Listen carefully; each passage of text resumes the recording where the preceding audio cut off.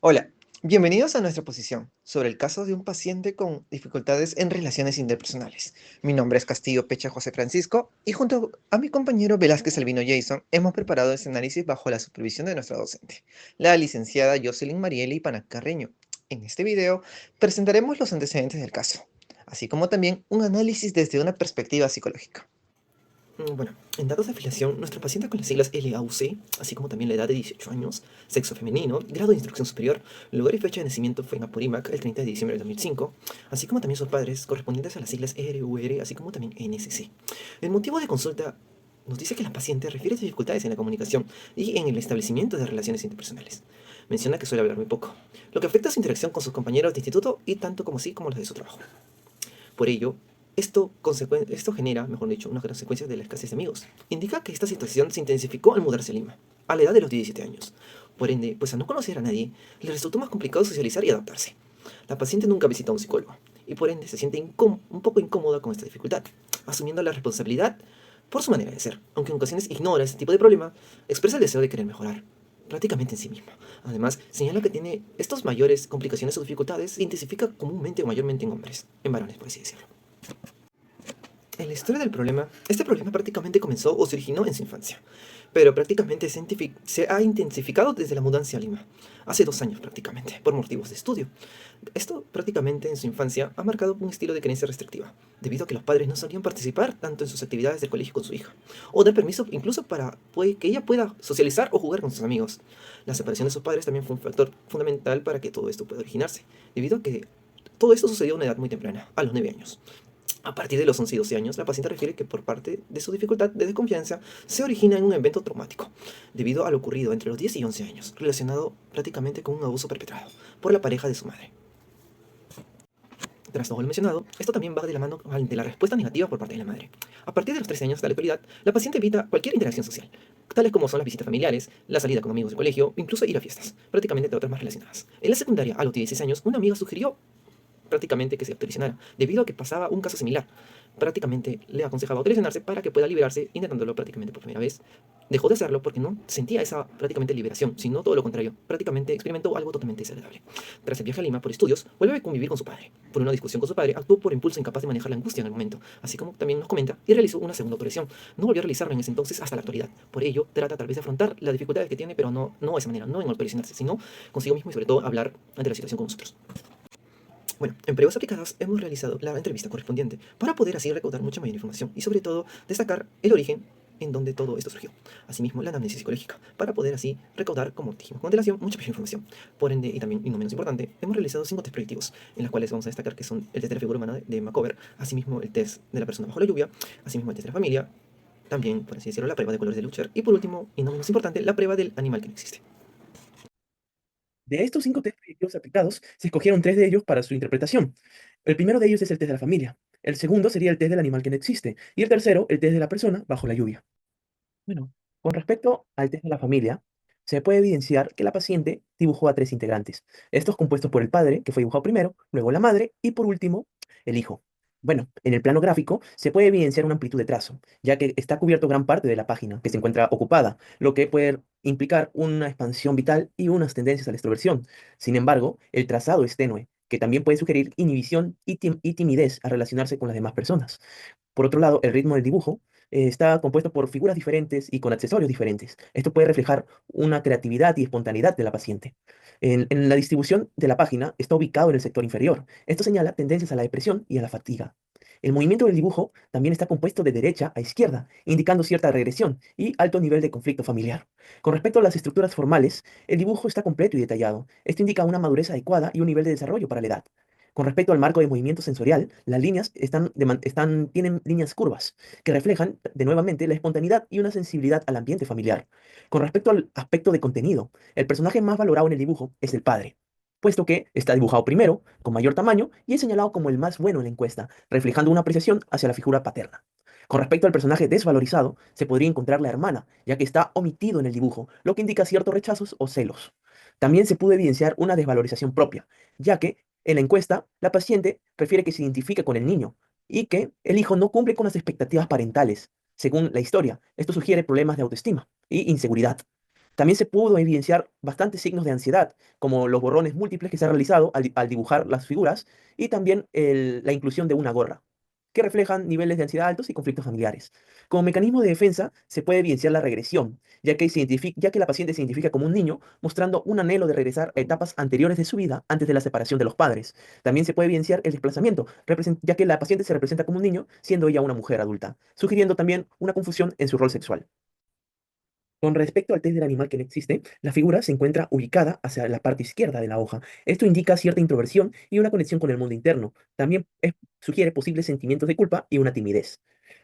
Bueno, la representación del animal está hecho como un ser salvaje y nocturno, reflejando una visión negativa de sí misma y una negación de aspectos internos rechazados.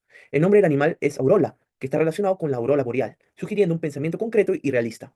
El género del animal está indefinido. Esto puede indicar posible incertidumbre en la identidad sexual, con dificultades para explorar o aceptar esta esfera. Con respecto a las alas del animal, indican una pasión y acción, un deseo de avance y tomar decisiones con determinación, aunque marcadas por ansiedad y necesidad de control. El tamaño del animal es grande, indicando seguridad en el dibujo y energía y rapidez en la acción. También hay sombras en las alas, especialmente en la cabeza, vinculadas a un pensamientos, disculpa, indeseables o una ansiedad cognitiva. Con respecto al contorno redondeado, denota actitud defensiva y reservada, evitando compartir aspectos personales. También indica protección emocional, debido a inseguridades o experiencias previas al rechazo. Bueno, con la cabeza también se puede identificar que está aumentada de manera grande. Refleja racionalidad, erudición y valor por el pensamiento lógico. También hay una dirección hacia el frente, que sugiere egocentrismo, decisiones impulsivas y necesidad de actuar rápidamente. En las orejas del animal también se puede evidenciar en que están grandes, que muestran sensibilidad a las opiniones de los demás y una preocupación por la percepción externa. Con respecto al test de la persona bajo la lluvia, en el análisis de recursos expresivos se encuentra un tamaño del dibujo mediano, que sugiere una percepción adecuada de sí misma en el espacio, aunque también se ubica en el margen derecho. Esto es una muestra de ambición y también un deseo de conexión, ¿no?, con las demás personas, pero que hay barreras emocionales que no lo permiten.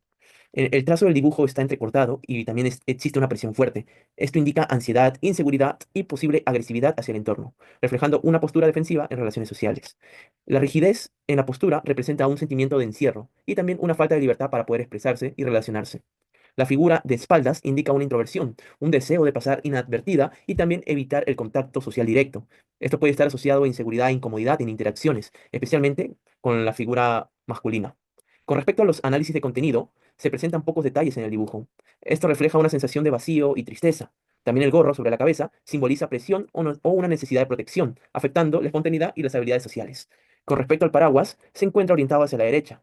Esto muestra un temor y desconfianza hacia el entorno social, con defensas insuficientes para enfrentar un ambiente percibido como hostil. También hay un conflicto con la autoimagen, ya que hay detalles como el cuello corto y el cuerpo estrecho, que reflejan una incomodidad con su propio cuerpo, afectando su confianza y apertura en interacciones sociales. También hay elementos como que ha dibujado el sexo opuesto, sugiriendo conflictos internos en la construcción de su identidad y en sus relaciones con figuras masculinas. Siguiendo con el marco teórico, aquí hablaremos sobre dos puntos importantes que prácticamente nuestra paciente refiere a todo ello.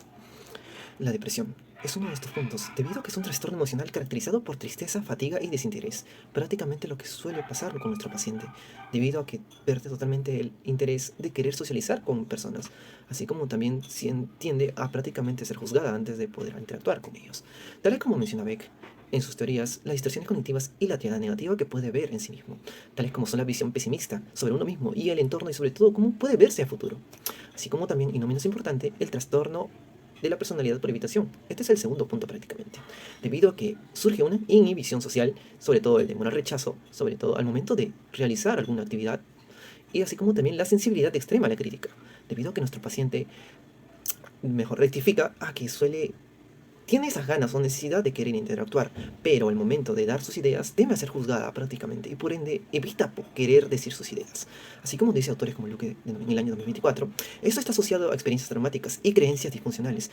Esto prácticamente en las ocurrencias que sucedieron en su pasado y asimismo en las creencias disfuncionales que ella prácticamente lo puede interaccionar o correlacionar a futuro. Gracias a la recolección de datos por la anamnesis, examen mental, además de los resultados de las pruebas proyectivas, se puede concluir las hipótesis diagnósticas. El primero es el episodio depresivo leve, que es el F32, Se cumplen los criterios generales del F30, ¿no? Que es el episodio depresivo como tal, ya que el episodio tiene una duración de al menos 2 semanas, no ha habido síntomas hipomaníacos o de manías, este trastorno no es atribuible al consumo de psicoactivos o a un trastorno orgánico. También se cumple el criterio B, que están presentes por lo menos 2 de 3 síntomas, como el humor depresivo que la paciente sufre la mayor parte del día y la disminución anormal de la energía. También se cumple el criterio C, que está presente uno o más síntomas, para que en su totalidad sean 4. Y aquí se evidencia la disminución de la autoestima y los sentimientos de culpa. Y el siguiente el diagnóstico presuntivo que tenemos es el F60.6, que es el trastorno ansioso evitativo de la personalidad. Se cumple el criterio A de los criterios generales del F60, que es el modo de ser del individuo y su forma de comportarse se está desviando de lo aceptado. También la desviación se está manifestando de una manera generalizada y está interfiriendo en las situaciones personales y sociales del paciente. También se evidencia que la desviación es de larga duración, desde la infancia o la adolescencia que se está presentando estas dificultades. Y se cumplen los criterios B, que al menos estén presentes 4 síntomas, como los sentimientos de tensión emocional y temor, las creencias que uno es socialmente incapaz, la preocupación de ser rechazada o criticada, la resistencia de entablar relaciones interpersonales si ella no está segura que va a ser aceptada en ese grupo. Y por último, la evitación de actividades sociales por miedo a la crítica o desaprobación o rechazo. Y por último, para las recomendaciones, se sugiere la implementación de la terapia cognitiva conductual. Está enfocada en identificar y reestructurar las creencias irracionales relacionadas con la autopercepción negativa que la paciente tiene a sí mismo, el miedo que ella tiene hacia el rechazo y la crítica, que está evitando que tenga relaciones interpersonales y se aleje. Este enfoque va a buscar promover un cambio en los patrones de pensamientos disfuncionales y distorsionados, también la reestructuración cognitiva como tal y el diálogo socrático. También se recomienda la terapia de exposición gradual. Esto va a trabajar con un plan estructurado de exposición progresiva a las situaciones sociales temidas que producen ansiedad en este caso. Se puede iniciar con escenarios menos desafiantes, como hablar con una persona conocida y avanzar hacia las interacciones más complejas. Y por último, se recomienda también las técnicas de relajación y mindfulness, con el fin de enseñar estrategias de afrontamiento para reducir la ansiedad y manejarlo.